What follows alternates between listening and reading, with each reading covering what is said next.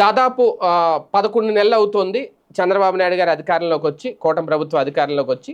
అయితే చంద్రబాబు గారి పరిపాలన మీద ప్రజలు సంతృప్తితో ఉన్నారా, అసంతృప్తితో ఉన్నారా అనే దానికి సంబంధించి తాజాగా జరిగిన ఒక సర్వేలో కొన్ని కీలక అంశాలే వెలుగులోకి వచ్చాయి. ఈ అంశాన్ని మంత్రి కొలుసు పార్థసారథి వెల్లడించారు.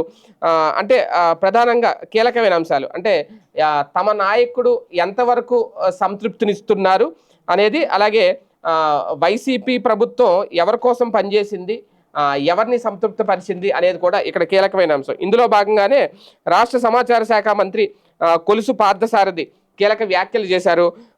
ప్రజలు సంతృప్త స్థాయి పెరిగేలా పథకాలు అమలుకు ప్రభుత్వం ప్రాధాన్యం ఇస్తోంది. ఈ నేపథ్యంలోనే పలు అంశాల్లో సీఎం సమీక్షల వివరాలను కూడా సేకరించారు. ప్రజలకు ప్రభుత్వ సేవలు అందుతున్న తీరుపై సీఎం ఆరా తీశారు. ఐవీఆర్ఎస్ అలాగే ఇతర సమాచారాన్ని క్రోడీకరించి చూస్తే ప్రజల సంతృప్తి స్థాయి కొన్ని నెలలుగా పెరుగుతోందట.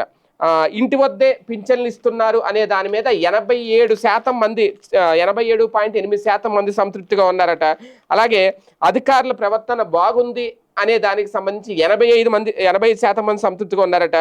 రెవెన్యూ హౌసింగ్లపై లబ్ధిదారులు సంతృప్తికరంగా ఉన్నట్లు ఐవీఆర్ఎస్ నివేదికలు చెబుతున్నాయి. 5 ఏళ్లలో 20 లక్షల ఉద్యోగాలు సృష్టించడమే లక్ష్యంగా సర్కారు పనిచేస్తున్న నేపథ్యంలో ప్రజలు నమ్ముతున్నారు. అంతేకాదు కూటమి సర్కార్ మీద, చంద్రబాబు నాయుడు గారి ప్రభుత్వం మీద సంతృప్తి వ్యక్తం చేస్తున్నారు అనేది తాజా అధ్యయనం తేల్చిందట.